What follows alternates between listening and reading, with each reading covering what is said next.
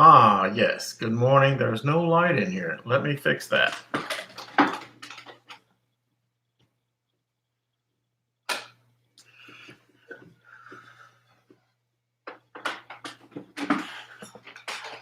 That's somewhat better.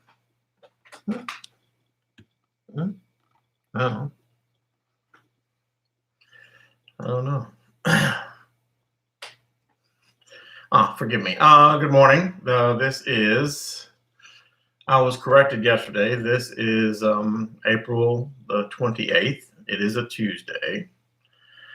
And announcements. Remember that you have another writing assignment Thursday, review quiz Friday. And I need some more of this. But I don't have any more Diet Coke Zero this morning. But so yes, then I'm discombobulated this morning. Sorry, Tuesdays are just rough. But anyway, yes, I did just post some things on Canvas to help you. I really recommend the 2 Tom Ritchie videos that I sent you. One talks about what we're going to talk about today, which is the American Revolution as a European situation. The other talks about the difference between the age of science and the age of reason, which is what we're going to discuss today, or rather going forward. Let me pull this up. Mysticism. Yes, there it is. Yes, the American Revolution. We should finish this rather quickly today. The American Revolution was a transatlantic and not just a colonial conflict, because it continued Anglo-French, in other words, British-French hostilities. Caused the American Revolution. Next year, when you go in there and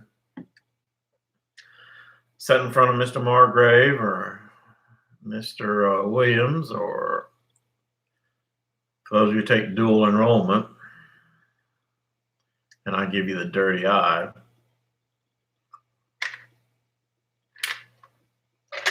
and they sit in there and they tell you, the American Revolution was about, the British were mean to the Americans and denied them their rights of free speech, etc., etc., etc. You will stand up in that class and say, horse bucky, I know that that's not the truth. You will stand up and you will say, I know because I learned it last year, that the American Revolution, just like most other revolutions, were about one thing and one thing only, and that was money. So why isn't that written into our textbooks? Well, it just doesn't look as good. That's for one thing. Also, when people like George Washington, Benjamin Franklin, John Adams, Samuel Adams, and Thomas Jefferson, and all the founding fathers were selling this revolution to the 13 colonies, they were saying, hey, we ought to have a revolution, fight against the British, basically become a bunch of treasonous rebels. And of course, you do know that everybody did understand that treason against the crown meant that, you would probably be hung. When they were selling that very attractive idea to the 13 colonists, they couldn't say, hey, we need a way. The British are not letting us get as rich as we want to be. And the us here did not mean us, everybody in the 13 colonies. It meant us, George Washington, us, Thomas Jefferson, us, the rich people. Once again, remember that all the founding fathers were a bunch of rich white guys. And so the Declaration of Independence against Britain, they write it up. The British are abusing our rights. The British are taxing us without representation. The British are not playing nice, not being fair, abusing all, and that's how they present it to the ignorant Americans, the ignorant colonists, who will do the great majority of the suffering and dying in the American Revolution. And there it is. And so, yeah, we could go over that. I mean, one of the biggest causes of the American Revolution was 3,000 miles of ocean between the 13 colonies, and the fact that most people who came from Britain to the 13 colonies made the trip exactly one time, meaning they came over, they never went back. Meaning that, while they were alive, they probably did correspond with their parents, maybe their siblings, their brothers and sisters. But then after those generations died, the next generation is like, who are these guys? Within one generation, British and Americans were strangers. Yeah. And, but the big thing was money. The British needed to pay for the French and Indian War. The British government was in debt. They spent a lot of money. And a guy by the name of George Grenville, who was the British Minister of the Exchequer, said, hey, look, here's how we can make money. Here's how we can raise money. We have these mercantilist type laws on our books. They're just not getting enforced. And so the British said, okay, now we're going to enforce them. And, colonists weren't buying, and especially the rich guys, the George Washingtons, the businessmen in the 13 colonies, they weren't buying. And so, yeah, it becomes the so-called American Revolution. All right. Cause the American Revolution, in my mind, and I'm right, it was money in the story. Everything is money and power. Okay, part B. You guys do have your study guide out. You are looking at the transatlantic economy. You are on Roman numeral 8, I trust. We're about to finish this chapter. Cause the American Revolution. We went over that. The repeal of the Stamp Act set a precedent. I mean, the Stamp Act is a perfect example. The Stamp Act is written in our history books as one of the great evils of that caused the American Revolution. Well, the Stamp Act basically affected two things. The Stamp Act was a tax on printed materials and legal documents that you showed that you had paid the tax by affixing a stamp to the aforementioned printed materials, books, newspapers, etc., or the legal documents. Now, most people in the 13 colonies couldn't read, and most people in the 13 colonies were not attorneys. Therefore, the great majority of the population of the 13 colonies were unaffected by the Stamp Act. However, the ones who were affected, they screamed about it a lot. I mean, if you go back and look in the archives, all of the newspapers back then just decried the Stamp Act as this horrible abuse of individual rights.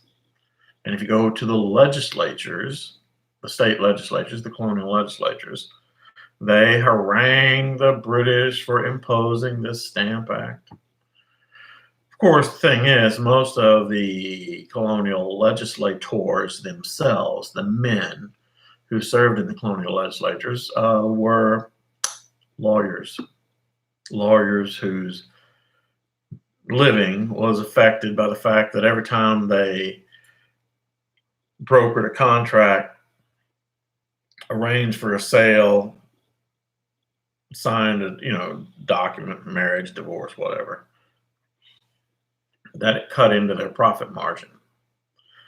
But now they couldn't say that. They had to just talk about, oh, it's no taxation without representation. How awful. Anyway, so yeah, the repeal of the Stamp Act set a precedent. The British would pass a tax, colonists would resist the tax, Parliament would then repeal the tax. And as this debate went on, immediately following the French and Indian War, 1763, onward towards 1775, it was like a push comes to shove, comes to push harder, comes to shove harder. Charles Townshend, the British Prime Minister, passed the Townshend Acts. Those were repealed.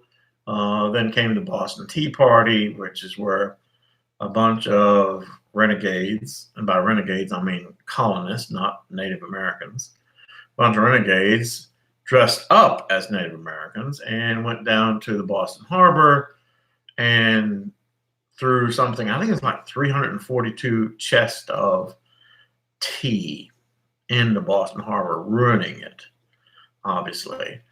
Now, a lot of you might say, well, what's the big deal about tea in the harbor? Well, at this period of time, tea was the drink of choice. And not only was it the drink of choice of British and colonial peoples, because, people thought tea could do all sorts of marvelous things. I still do.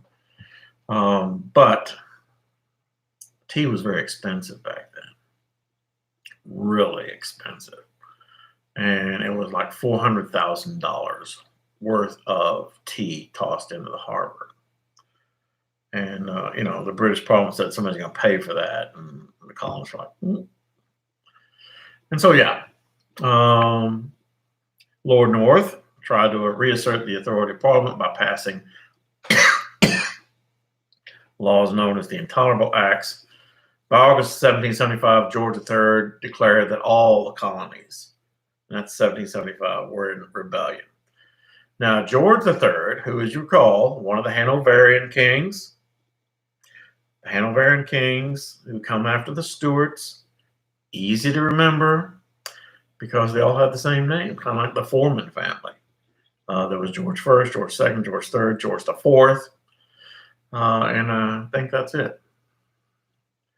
So George III, who may have had some kind of mental or emotional disorder, tried to rule England long. He did not fare well. He was an enemy of the Whig Party. He tried several prime ministers, but each one failed. George III was seeking to make himself a more powerful king, not quite a tyrant, but still, he didn't do well in his efforts. So, John Wilkes, a British official, criticized the government of George III and of the Earl of Bute, his prime minister's leadership, with a newspaper called the North Briton. The House of Commons accused Wilkes of libel. And remember, libel is when you print something that is untrue. Slander is when you say something that is untrue and defame someone else. Both are illegal. So House of Commons had accused Wilkes of libel, and he fled the country and was branded an outlaw. He later returned to England, won his seat in the House of Commons, and then was refused his seat. Wilkes was finally seated in 1774 after having become the mayor of London. The colonists, about the 13 colonists and the 13 colonies, followed these developments in England closely, and it confirmed their belief that the king was corrupt. British subjects who received very little representation in Parliament could adopt the same argument as had the colonists.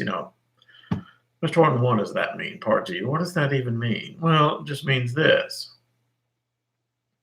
that, when these Americans, so-called Americans living in America, 13 colonies, start yelling out no taxation without representation, the average British subject living in London or Manchester or Sheffield said, we don't have representation in Parliament. And they were right. And, they were like, what are you guys griping about? Many people in Britain resented the American Revolution because it cost them money. I mean, this war that just dragged on endlessly was a big drain of finances. And those finances had to be borne by the British taxpayer. And they weren't happy about it. And out of this resentment grew the Yorkshire Association movement led by one Christopher Wyville. This movement tried to reform the British government from within. George III tried to get the popular William Pitt Jr., the son of William Pitt the Elder, the guy who had won the French and Indian War, William Pitt, to reform Parliament. He tried once and failed. What should be remembered is that the economic impact to the British on the loss of the American colonies, and this is where you should watch that Tom Ritchie video about the American Revolution, because it's quite the same. And notice that in Tom Ritchie's video, he says basically what I'm saying, that all the provisions of the Treaty of Paris of 1783 that ended the American Revolution, they were pretty much all about property and money. Who got to rule what and who got to own what.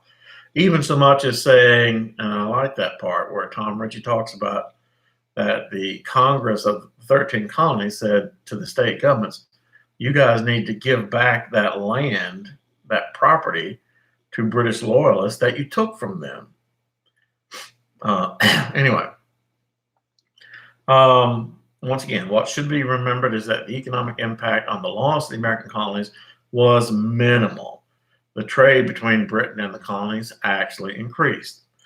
The American Revolution, however, established several firsts in government.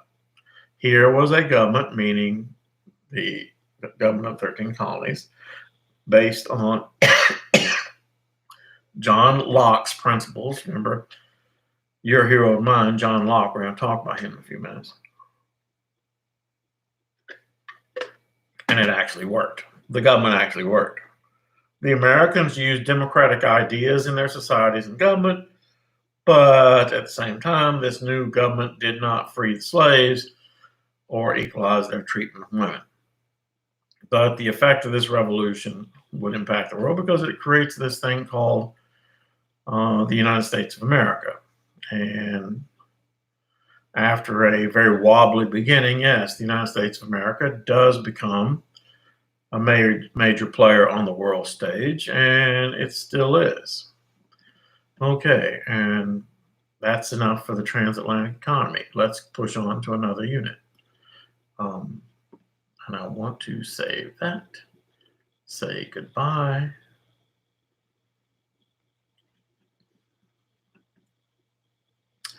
Give me 1 second.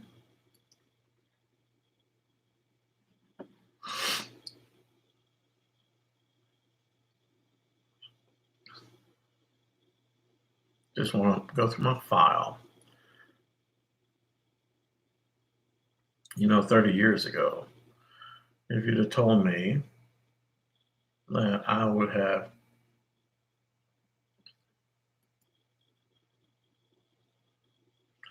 depended heavily on a computer for my teaching, I would have laughed in your face. I mean, who knew, right? And so I'm pulling up that document that I sent to you,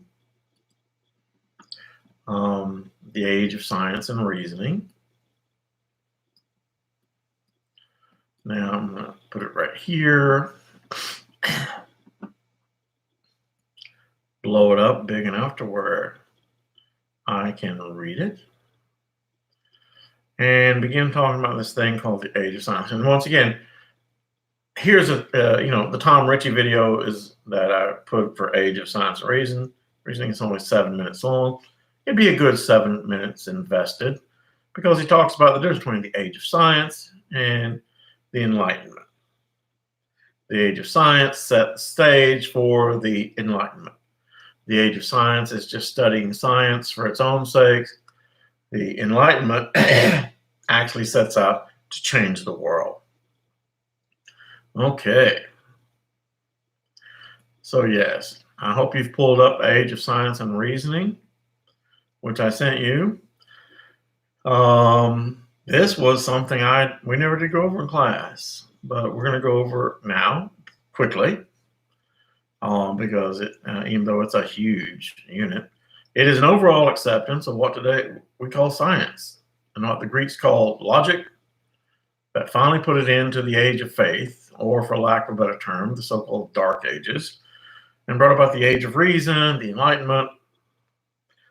For what it's worth, the term science and scientist really won't be used until the latter part of the 19th century.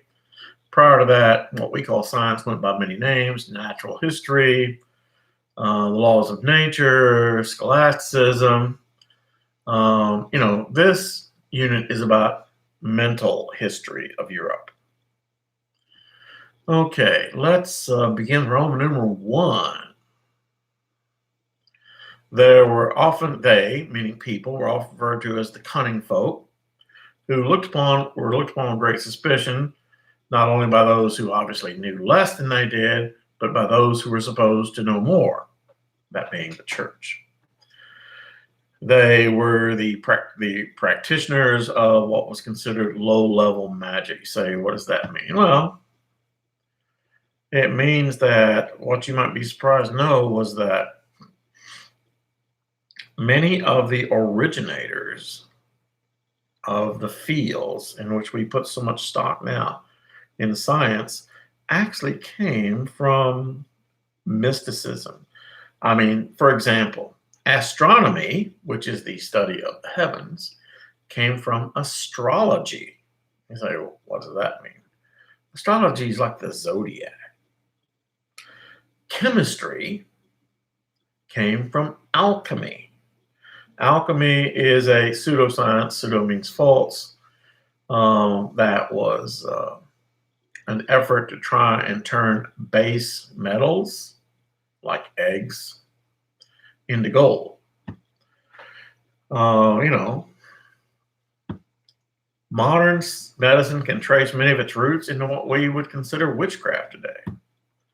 Hermeticism is the magical belief in the magical power of knowledge, that people who knew stuff were somehow mystic. And so, yeah, there were authorities on higher learning that we might look upon as scientific, but these were often mistaken. Galen, who was a Greek philosopher, put out a theory about circulation of the blood that said the old Greek idea by Galen was that blood is produced in the liver, which is true, and then is pumped out to the heart and into the rest of the body. But according to Galen, liver produces it, heart pumps it, it goes out to the rest of the body, and then is just eaten by the body. Which is why they thought that, hey, when people are sick, we should bleed them. Like, draining dirty oil out of a car. And so that was, a bad idea. Or Ptolemy's ideas about the orbit of the sun around the earth. Yeah, Ptolemy. Ptolemy was a Greek person who lived in Egypt in the days of the Roman Empire. And he theorized about the idea that all the planets, including the sun, revolved around the earth. And the Roman Catholic Church adopted this idea, even though they hated Ptolemy as a pagan. The Roman Catholic Church adopted the idea because it agreed with what they said. People like Aristotle, Galen, and Ptolemy were called natural philosophers. Now, during the Renaissance, many people began to question the findings of the Greeks, who had been accepted by the Roman Catholic Church. Pardon me. Renaissance painters even made contributions to the logical inquiry into the natural world by strongly suggesting its practitioners learn about that world. What does that mean? It means that Renaissance painters were actually some of the earliest researchers. into the world. You have to remember that in the Renaissance, in fact, right up until the beginning of the 20th century, there weren't any real divisions in the sciences. You know, people studied everything if they did study. I mean, most people spent their lives grueling in the dirt, trying to eke out a subsistence living. But the ones who had the time and the wherewithal to be curious about the world, they didn't just study astronomy. They didn't just study mathematics. They didn't just study biology. They studied everything. So Da Vinci designed war machines, for example. Albert Dürer made designs for the fortifications of city. Dürer was a painter of the Northern Renaissance. He painted lots of self-portraits. He also did The Night, Death, and the Devil.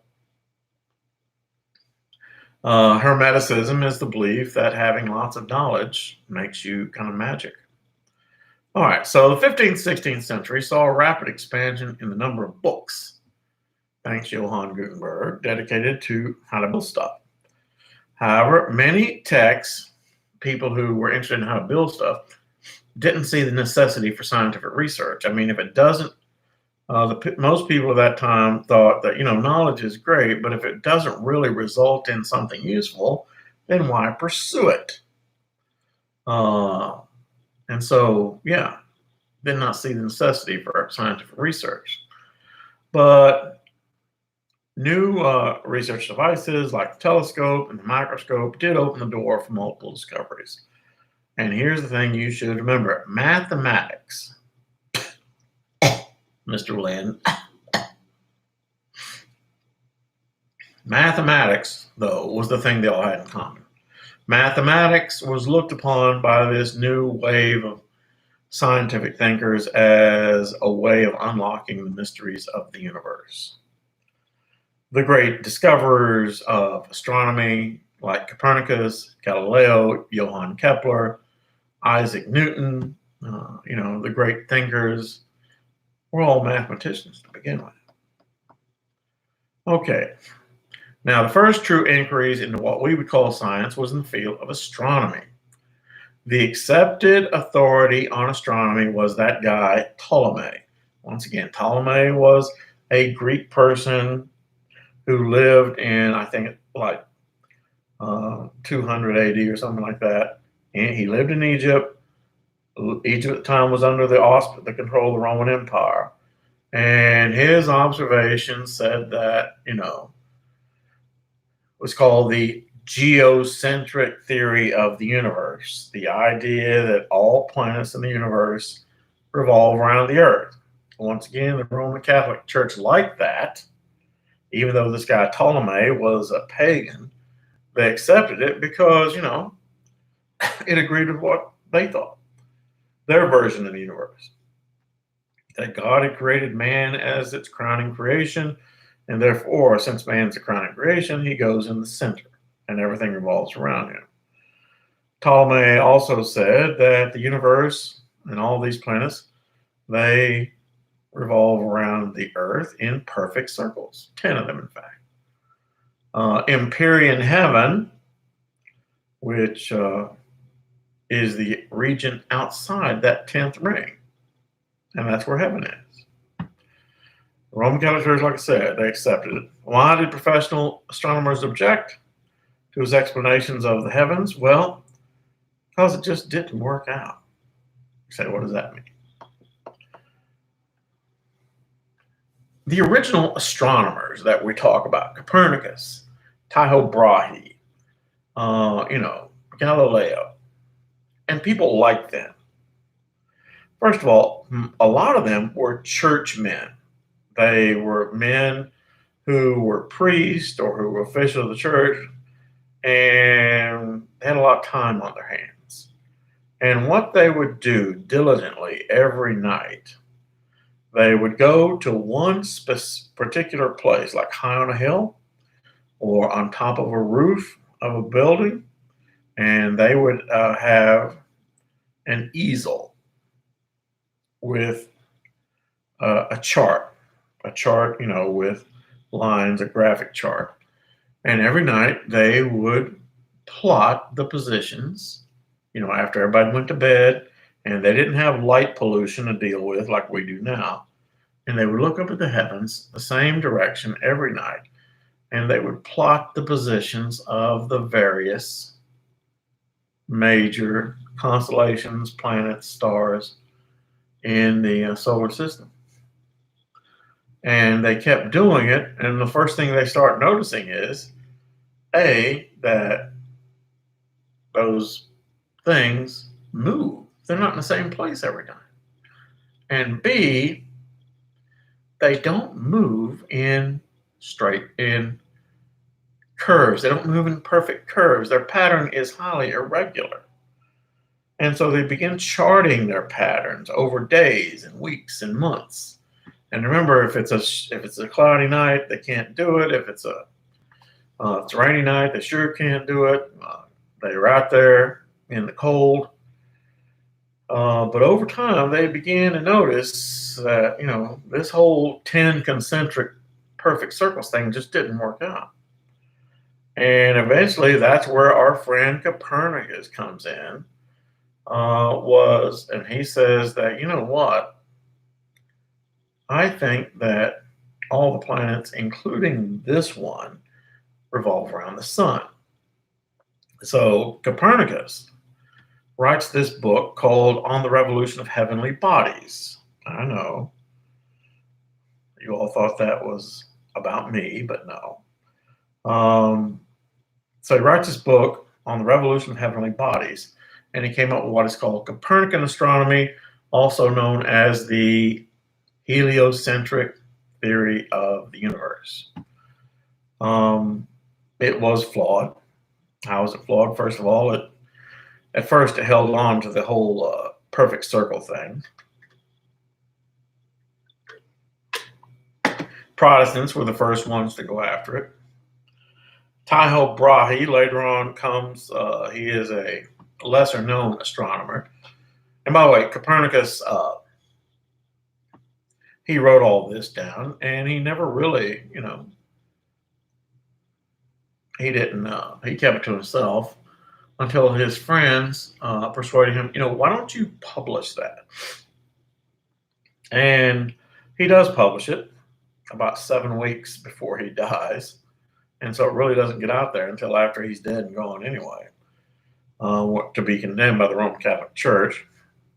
Tycho Brahe, yeah, like I said, he was another, I think he was Danish, who went and took some of Copernicus's observations, made his own observations. His part of his research was spent on a Danish island where he meticulously did the thing where he went out at night and charted. Second part of his life found him in Prague as the imperial mathematician to Emperor Rudolf II. Here he took on the famous assistant, Johann Kepler. Now, Kepler is well known. Kepler made many observations that combined the field of mathematics, astronomy, and physics. Kepler's 3 laws of interplanetary motion. One, that planets move in orbits that are not circles, they are ellipses. An ellipse is kind of like an elongated egg. That help? Yeah, with the pointy end of the egg being closer to the sun. And law 2, that as a planet approaches the sun, its speed increases.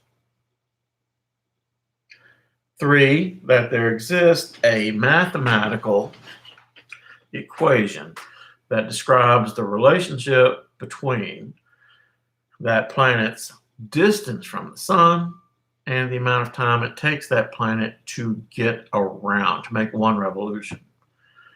Meaning it's a constant.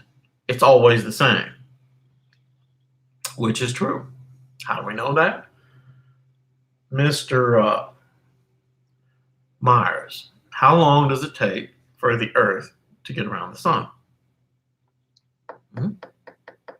Mr. Myers, don't look at Mr. Fote. He can't help you. 365 days a year?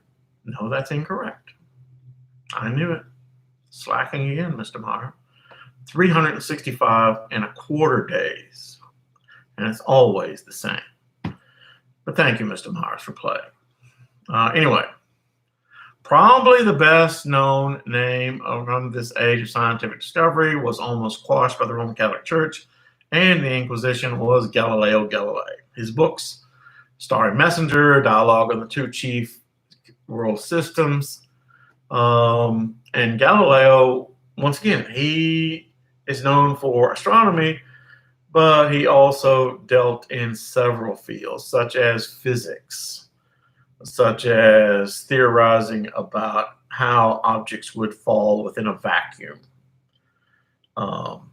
those kind of things. He did all sorts of experiments. But of course, what he's most known for were his observations about the universe. Did he agree with Copernicus? Absolutely not.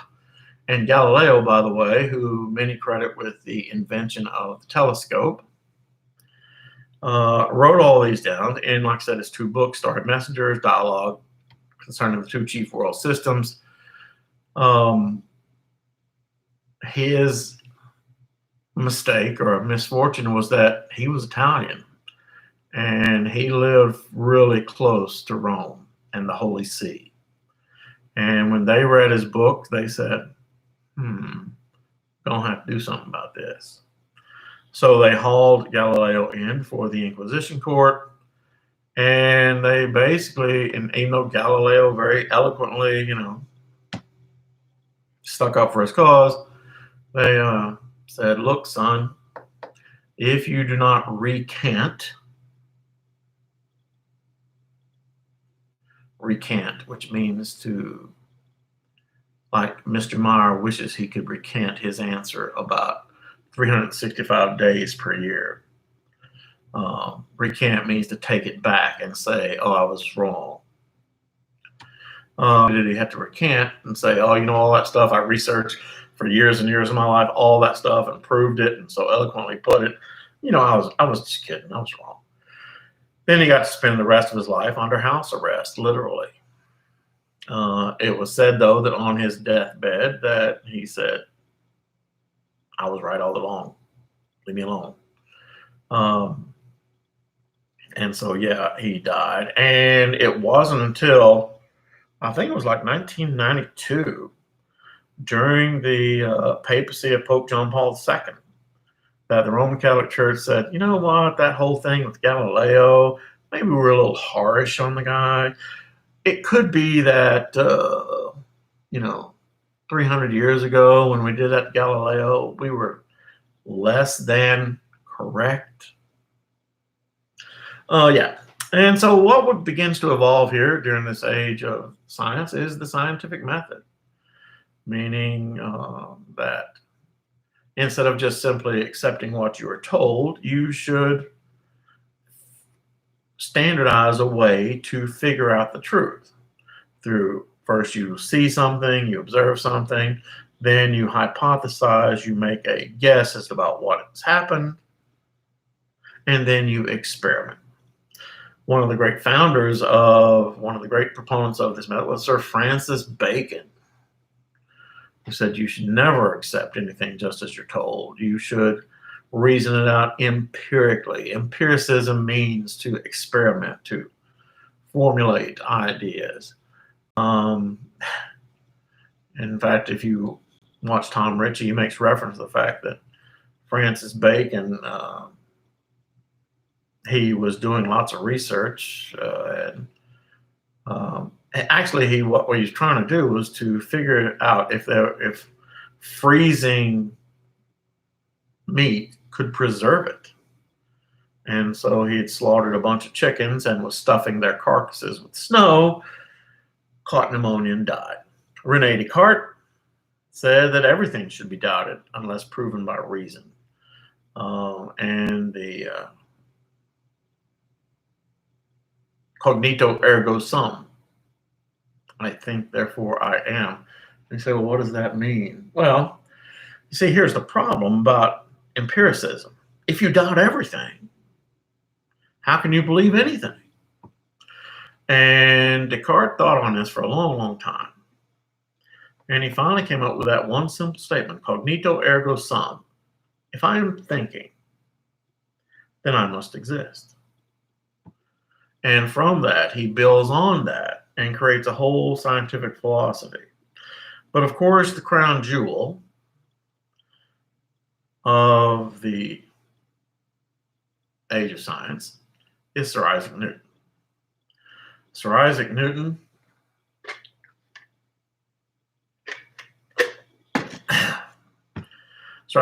was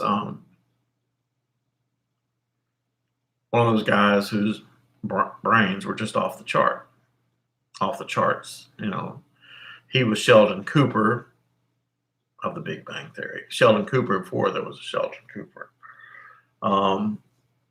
He left London to get away from the plague, lived out alone, did a whole lot of thinking. He had a terrible temper. He once punched a kid because the kid made fun of some work he had done in school. He threatened to kill his stepfather. Interesting person. But anyway, he was a professor of mathematics and physics.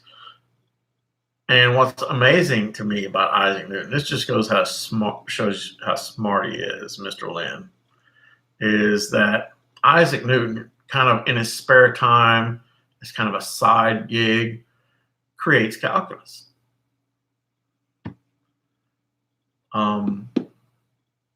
Calculus convinced me, Mr. Lynn, that I didn't want to major in math anymore. After calculus, math became less fun. And so, yeah, I admit it. I'm sorry. I don't have a math mind, Mr. Lynn. But anyway, so yeah. 3 laws of motion, that every action has an equal and opposite reaction, the law of inertia, that objects in motion tend to stay in motion, objects at rest tend to stay at rest, and then of course the law of universal gravitation in his book Principia. All objects in the universe have an attraction for all other objects in the universe. And the strength of that attraction depends upon the size and mass of each object. Are you amazed yet, Mr. Lynn? I'm reading that out of nowhere. So, the age of reason then begins with the declaration by Isaac Newton of the law of universal gravitation in 1687 and ends with the French Revolution in 1789. And yeah, what is special about 1789 and the French Revolution is because the founders of the French Revolution took the idea of took the ideas of the Enlightenment and tried to make it reality. And in doing so, the pendulum of reason was carried too far. And it really was. We're going to begin with Roman numeral 10 tomorrow. And I hope to have some new Coke Zero by then. I do advise you to look at your Tom Ritchie videos. They're pretty good today. And that's where we'll pick up with Roman numeral 10, talking about deism. Deism is that affliction that Mr. Myers has. He can't ever quite make a C, but he never fails the course either. But Mr. Myers, you're the man. Anyway, no, we're 45 minutes. Let's quickly go through deism, shall we? No, we'll finish. I promise you we'll finish for the day. Start with Roman numeral 10, okay? although we're going to go through Roman numeral 10 and 11 pretty fast because we're going to, most of these are various and sundry researches in science. And so begin Roman numeral 10 tomorrow. I will see you then. Have a great day. It's a nice day to get outside. Tomorrow will not be. So yeah. Thank you all for your attention. Thank you, Tom Ritchie.